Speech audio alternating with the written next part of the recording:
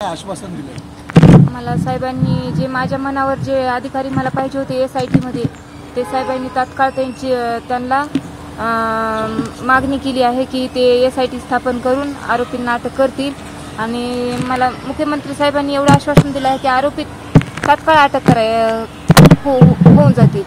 तुमचं समाधान झालेलं आहे का मुख्यमंत्री? माझं मुख्यमंत्री साहेबांवर समाधान आहे कारण तेच आता सगळे मायबाप आहेत, त्यांच्यावर मी समाधानी आहे. गेल्या अनेक दिवसांपासून खरं तर तुमच्या मनामध्ये ही रुखरुख होती की मुख्यमंत्र्यांना कधी भेटणार आणि अर्थात मनातली जी इच्छा आहे ती तुम्ही त्यांच्यासमोर व्यक्त झालेला आहात. काय प्रतिक्रिया होती त्यावेळेस त्यांची? म्हणजे ते बी एकदम भावूक झाले जेव्हा मी प्रतिक्रिया म्हणजे 21 महिन्याचा जे मी वृत्तांत त्यांना सांगितला तेव्हा ते पण भावूक झाले. त्यांना मी फोटो पण दाखवले, साक्षात त्यांनी डोळे झाकले आणि माझ्या लेकरा बाळाकडे बघून त्यांनी तात्काळ त्या अधिकाऱ्यांची फोन लावून पुन्हा बीडच्या SP सरांना बी त्यांनी बोलले की तुम्ही बी अजून लक्ष द्या याच्यामध्ये SIT मध्ये सुद्धा आणि त्यांच्यासोबत तुम्ही पण लक्ष घाला अजून या केसमध्ये आणि आरोपींना तात्काळ अटक करा असे म्हणले आहेत मुख्यमंत्री. आरोप केला होता की यामध्ये एका बंगल्यावरून फोन जातोय आणि त्यामुळे तपासामध्ये कुठे उशीर होत आहे, नेमका कोण हस्तक्षेप करतोय? मी सांगितलं होतं अगोदरच की मला पोलीस प्रशासनाकडूनच ती कळालं की बंगल्यावरून फोन आला आणि तपास थांबवला. मग तपास का थांबवला गेला, मग बंगल्याहून फोन म्हणजे वाल्मीकरांचाच फोन गेला हे म्हणजे हे आहे. पण आरोपीचे नाव मी मुख्यमंत्री साहेबांना गुपित दिलेले आहेत. मग SIT मार्फत ते आरोपीचे नाव जाहीर करतील आणि आरोपींना तात्काळ अटक करतील हे मला मुख्यमंत्री साहेबांना आश्वासन दिलं आहे. कोणाच्या बंगल्यावरून फोन गेला? हा कोणाच्या बंगल्यावरून फोन गेला? म्हणजे परळीमध्ये धनंजय मुंडे साहेबांचा बंगला आहे आणि त्या बंगल्याचा सगळा कारभार जगमित्र कार्यालय म्हणून तिथे कार्यालय आहे परळीमध्ये, तर त्याच्यावरचा सगळा कारभार वाल्मीकराड सांभाळत होता. मग हा फोन वाल्मीकरांचाच गेला आणि त्यामध्ये आम्ही सांगितलं आहे की सानप सरांचे CDR काढा, अजून कोणी कोणी याच्यात इन्व्हॉल्व आहे का हे पण पहा म्हणून आम्ही मुख्यमंत्री साहेबांना निवेदन दिले आहे. तुम्ही गुपित नावं सांगणार होतात आरोपींची, ती नावं सांगितली आहे, ती सांगितल्याच्या नंतर मुख्यमंत्र्यांची काय रिॲक्शन? म्हणजे मी साहेबांना निवेदनामध्ये नावं दिली आहेत. मग साहेब म्हणले आहेत तात्काळ आपण ह्याच्यावर मागणी करू आणि मी नार्को टेस्ट त्यांना हे केली आहे की आता 21 महिने झालं की आरोपी डायरेक्ट कसे म्हणतील की आम्ही खून केला आहे, म्हणून ते पण मी मुख्यमंत्री साहेबांना सांगितलं. टेस्टची मागणी तुम्ही केलेली आहे, या संदर्भात त्यांनी होकार दिलेला आहे की अशी आपण करू शकतो म्हणून? SIT मार्फत तर होणारच म्हणून सांगितलं आहे. पुरेपूर म्हणजे आरोपी अटक करणार म्हणजे करणार हे मला त्यांनी शब्द दिलेला आहे. कोणालाही पाठीशी घातलं जाणार नाही. विधान भवनात बी त्यांनी म्हटलं आहे आणि आज बी म्हणलं की कोणालाही पाठीशी घातलं जाणार नाही. मुख्यमंत्री साहेबांचा शब्द म्हणजे संविधानाचा शब्द आपण मानला पाहिजे आणि आरोपी अटक होतील आणि माझ्या परिवाराला न्याय भेटेल मुख्यमंत्री साहेबांच्या हाताने हे मला आता म्हणजे माझं समाधान झालं आहे त्यांच्यावर. किती नावं दिलेली आहेत? म्हणजे आम्ही सगळे दमदाट्यामध्ये 150 कॉल्स आलेले होते, त्याच्यामध्ये 17 नंबर डिटेक्ट केलेले होते, त्यामधून 9 नंबर त्या स्पॉटवर होते. ती मी सर्व मुख्यमंत्री साहेबांना माहिती दिलेली आहे. मध्यंतरी तुम्ही एक म्हटलं होतं की मला घराबाहेर पडायची भीती वाटते, आज मुख्यमंत्र्यांना भेटल्यानंतर ही भीती दूर झाली? नाही, मी मुख्यमंत्री साहेबांना म्हणलं की मला लेकरं ट्युशनहून आले किंवा घराबाहेर पडले तर मला भीती वाटते की माझ्या लेकरांचं काही करतील किंवा मला काय करतील. पण मुख्यमंत्री साहेबांनी एवढं आश्वासन दिलं आहे की आता तिथली सगळी दहशत संपविणार म्हणून हे पण शब्द दिला आहे. पंकज कुमारच्या अध्यक्षतेखाली यासाठी स्थापन केली. तुम्ही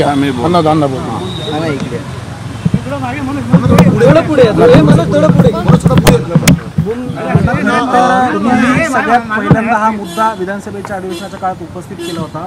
आज पंकज कुमार ज्यांची मागणी खरं तर कुटुंबियांनी केली होती, ते अंबाजोगाईचे पूर्वीचे पोलीस अधिकारी यांच्या नेतृत्वाखाली SIT स्थापन झाली आहे, काय प्रतिक्रिया? याच्यामध्ये सर्वात अगोदर हे प्रकरण मी काढलं, परंतु आत्ता जे आहे यावेळेस साहेबांचे OSD आणि मला वाटतं मनोज जरांगे पाटील यांनी वेळ मागितली होती, त्याप्रमाणे आज CM साहेबांनी वेळ त्या ठिकाणी दिली होती आणि मला ह्या कुटुंबाने म्हणजे सर्वात अगोदर परळीला या कुटुंबाला जाऊन भेटणारा व्यक्ती मी होतो आणि माझ्या जिल्ह्यातले ह्या प्रकरण असल्यामुळं आम्ही CM साहेबांना, ज्ञानेश्वरीताई आणि त्यांचं सर्व कुटुंब, बाळा बांगर, त्याच्यानंतर तिथले स्थानिक नेते, आम्ही सर्वजण जाऊन भेटलो आणि जी मागणी त्या ठिकाणी केली होती ज्ञानेश्वरीताईंच्या निवेदनामध्ये पंकज कुमावत जे आमच्या इथं DYSP म्हणून शिकाऊ DYSP म्हणून त्या ठिकाणी कामाला होते केजला, आणि नंतर ते आता अमरावती स्थित ॲडिशनल SP आहेत.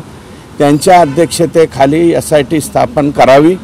श्री साबळे साहेब हे PI आहेत, ज्यांनी LCB सांभाळलेले, ते आत्ता सध्या जालन्याला आहे. त्यांचं एक नाव दिलेलं आहे. तिसरं सपकाळ म्हणून API आहेत, त्यांचंही नाव दिलेलं आहे. कारण हे लोक पूर्वी या 3 पैकी 2 लोक तपासामध्ये अत्यंत जवळ गेले होते, आणि माननीय मुख्यमंत्री महोदयांनी तातडीनं DG साहेबांना सांगून त्या ठिकाणी लगेच्या लगे ऑर्डर काढा, आजच्या आज ऑर्डर काढा आणि ही SIT स्थापन करा.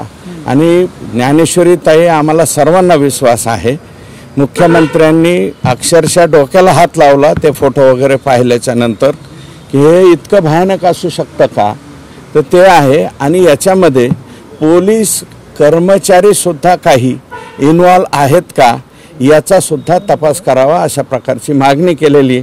आणि ही SIT स्थापन झाल्याच्या नंतर आम्हाला 100% गॅरंटी आहे की महादेव मुंडेंचे खुनी हे 100% आता सापडतील.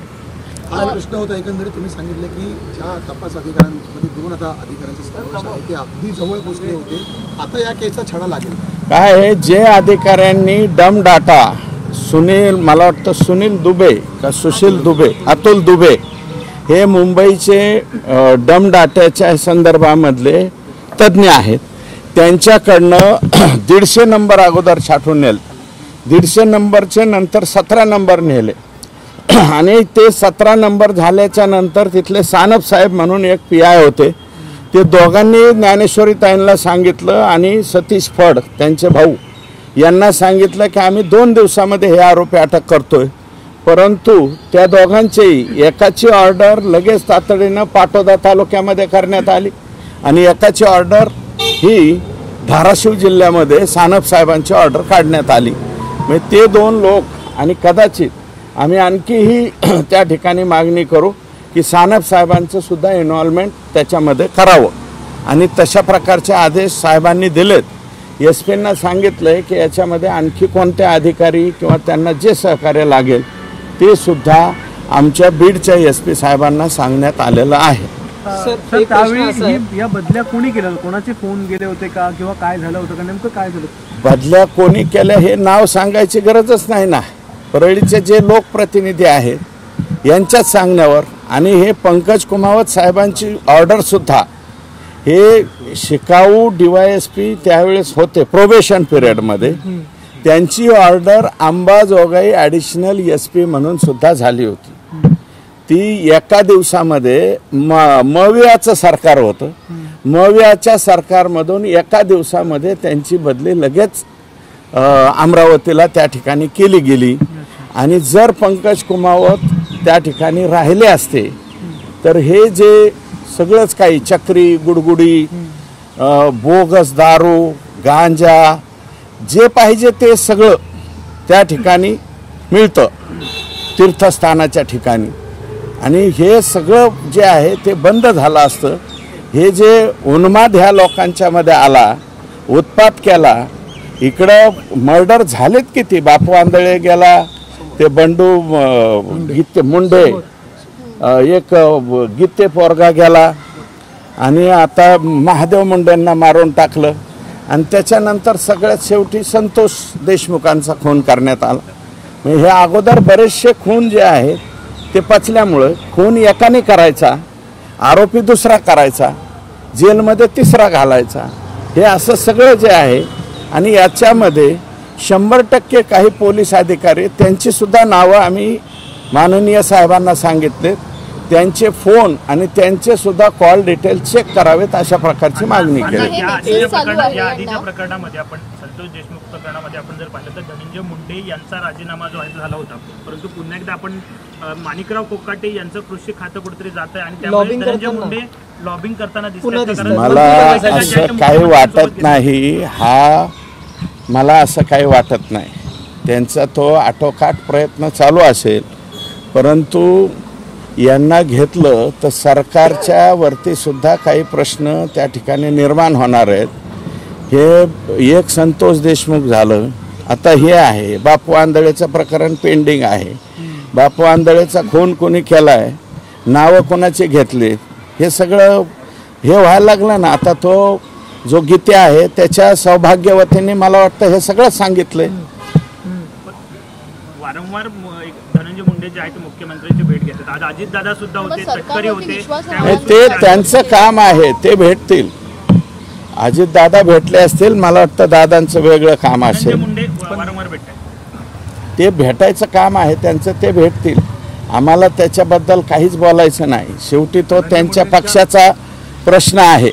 परंतु हे सगळं जे घडतंय, संगीत दिघोळेपासून आता हे महादेव मुंडेपर्यंत एकूण मर्डर 13 का 14 झालेत तिथं आत्तापर्यंत. आणि हे सगळे जे कोणाच्या भोवती घुटमळतंय याचाही विचार करण्याची आवश्यकता आहे. 13 ते 14 मर्डर झालेले आहे. एवढे 13 ते 14 मर्डर झाले. 2 मर्डरचा आतापर्यंत आपल्याला निदान यशस्वी आपण झालेले आहे, यश मिळालेलं आहे. तर काय वाटतं बाकीच्या मर्डरच्या संदर्भात देखील एक संयुक्त चौकशी व्हायला पाहिजे. 100% व्हायला पाहिजे. फायली उघडतील का परत? त्या सुद्धा फायली उघडले पाहिजे. अजून ते आंधळेचं बापू आंधळे जो आहे सरपंच, त्याच्यावरती नेमक्या गोळ्या कोणी झाडल्या, त्याचे नावं कोणी घेतले, तो एक बालाजी गीते का काय नाव आहे, तो बालाजी मुंडे नावाच्या व्यक्तीची हत्या करण्यात आली. त्याच्यात त्याचा ड्रायव्हर आरोपी करून ठेवलाय. म्हणजे मारणारे दुसरे आणि आरोपी कोण, ड्रायव्हर वेगळाच. आणि ते जेलमध्ये आता त्या आयुष्यामध्ये त्यांनी कुणाला ब सुद्धा म्हणलेला नाही, अशा पद्धतीचा तो ड्रायव्हर आहे. त्याची आता जेलमध्ये रवानगी करण्यात आली. तुम्ही एवढं सगळं सांगताय, सगळ्या गोष्टी खरं तर इतक्या जाहीर पद्धतीने आहेत, पण अजित पवार असतील, सुनील तटकरे असतील, हे धनंजय मुंडेला घेऊन बसतात. कुठेतरी यांना देखील लॉबिंगला हे बघा तटकरे साहेबांनी अजितदादांनी काय निर्णय घ्यायचा तो त्यांनी घ्यावा. परंतु वस्तुस्थिती जी आहे तिथे माझं मत आहे की त्यांनी जे आहे त्यांचे कोणीही विश्वासातले माणसं पाठवावे. 5-10 दिवस त्यांनी परळीमध्ये त्यांना मुक्कामाला ठेवावं की इथं नेमका कारभार कसा चालतो, काय चालतो. माणसं किड्या मुंग्यासारखे मारले जातात. 21 महिने झाला आज महादेव मुंडेच्या आणि महादेव मुंडेच्या घरापासून 500 मीटर अंतरावरती परळीचे लोकप्रतिनिधी राहतात. मग त्यांना जाता येत नव्हतं का आत्तापर्यंत महादेव मुंडेंच्या घरी? मी गेलो तर आम्हाला काळे झेंडे, महादेव मुंडेंना भेटायला का आले म्हणून काळे झेंडे दाखवतात. आणि तुमच्या घरापासून 500 मीटर अंतरावरती महादेवचं घर आहे. मग 21 महिन्यामध्ये परळीच्या लोकप्रतिनिधींना सवड कशी भेटली नाही त्यांच्याकडे जायची? जायला हवं होतं ना. तुम्ही अजित पवारांनी किंवा कुणीतरी विश्वासातलं माणसं पाठवा असं म्हणताय. तुम्ही सरकारमध्ये आहात, तुम्ही माहिती सदस्य आहात, तुमच्यावर विश्वास नाही अजित पवार? आम्ही आमच्यावरती विश्वास आहे ना. आम्ही बी बोलू ना काय जे चाललेलं आहे. आता माणिकराव कोकाटेंच्या बाबतीत ठराविक कोण बातम्या बनवतोय, काय बनवतोय, हे सगळ्या चाले आम्हाला कळतात ना. कोण रोज चालवतोय, माणिकराव कोकाटेंच्या तालुक्यात जाऊन कोण मुलाखती घेते, तिथं कोण उपोषणाला बसलेलं आहे, त्याची दखल कोणती TV घेते, काय घेते, याचं आम्हाला ज्ञान आहे. मला वाटतं हे माणिकराव कोकाटेंनीच बघावं. ते ह्याचे म्हणजे ह्याचे लातूरचे जे पोरगा आहे ज्याला मारहाण झाली त्याची मुलाखत कोण घेते, जरा तपासून बघा ना. त्याच्यावरून कळतंय ना हे आयडिया कोणाचे आहेत, डाव कोणाचे आहेत, गेम कोणाचे आहेत. तुम्ही खालच्या म्हणजे दुसऱ्या फळीतल्या पोलीस अधिकाऱ्यांवर सुद्धा आरोप केले होते की SP बदलले पण खालची यंत्रणा अजूनही त्याच मानसिकतेमध्ये काम करते. हो, आता CM साहेबांनी सांगितलंय की असे जे कोणी लोक आहेत चुकीचे ते तांदळाच्या खड्यासारखे वेचून बाजूला काढा आणि काही लोकांना बीड जिल्ह्याच्या बाहेर सुद्धा पाठवण्याचा निर्णय त्यांनी घेतला. मुख्यमंत्र्यांनी सांगितलंय की पूर्ण गुन्हेगारी जी आहे ती आम्ही मुळासकट टाकू. हे बघा, आता काही प्रमाणात श्वास परळीतल्या लोकांनी सोडलेला आहे, निश्वास. थोडंसं आता परळीमध्ये जे मोठमोठ्याल्या गाड्या आहेत बुलेट ज्याचं सायरन फोर मोठ्यामध्ये वाजत होतं ते आता वाजायचं कमी झालंय.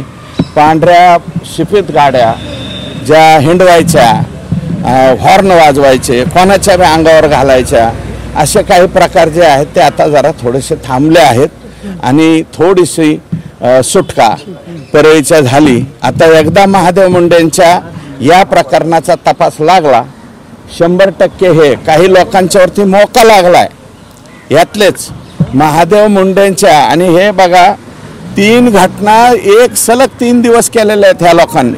पहिल्यांदा पुजारीला मारलं 307, दुसरं संजय सातभाईला मारलं 307 20 ऑक्टोबर, ही 19 ऑक्टोबर आणि 21 ऑक्टोबरला महादेव मुंडेंचा काटा काढला या लोकांनी. एसआयटी स्थापन झाली सांगाल. मुख्यमंत्र्यांनी आता आदेश दिले एसआयटी स्थापन करण्याचे. मुख्यमंत्री महोदयांनी स्पष्ट आदेश दिलेले आहेत. पंकज कुमावत यांच्या अध्यक्षतेखाली या 3 लोकांची नावं त्या ठिकाणी आणि DG साहेबांना फोन करून सांगितलं. जे निवेदन ज्ञानेश्वरीताई मुंडेंनी त्यांना दिलेलं आहे ते निवेदन तात्काळ त्यांनी जे आहे ते DGंकडे पाठवलंय. स्पेशल मेसेंजर पाठवलाय आणि याची ऑर्डर काढा म्हणून सांगितलं. एक शेवटचा प्रश्न, ज्या पद्धतीने तुम्ही सगळी भूमिका मांडताय, लढा हा देताय, जर धनंजय मुंडेंना पुन्हा मंत्रिमंडळात घेतलं तर मग तुमची काय भूमिका? लढायला अपयश नाही, आम्ही आमच्या पातळीवर माननीय मुख्यमंत्र्यांना जे बोलायचं ते बोलू.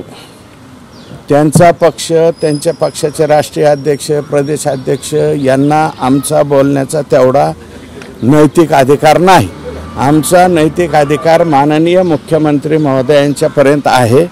हे जे लोक अतिशय चुकीच्या पद्धतीने वागतात, त्यांच्या स्वतःच्या मतदारसंघामध्ये इतक्या निर्घुणपणे एका पाठोमागे एक बालाजी मुंडे, बापू आंधळे, महादेव मुंडे, संतोष देशमुख याच्यामध्ये बी यांचेच सगळं सांभाळणारे माणसं आहेत.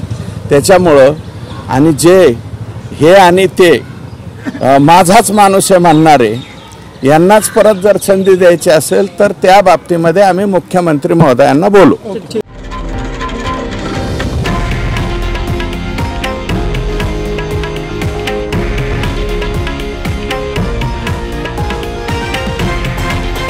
हे आहे देशातील नंबर 1 न्यूज नेटवर्क आणि आपण पाहत आहात TV9 मराठी, एकमेव.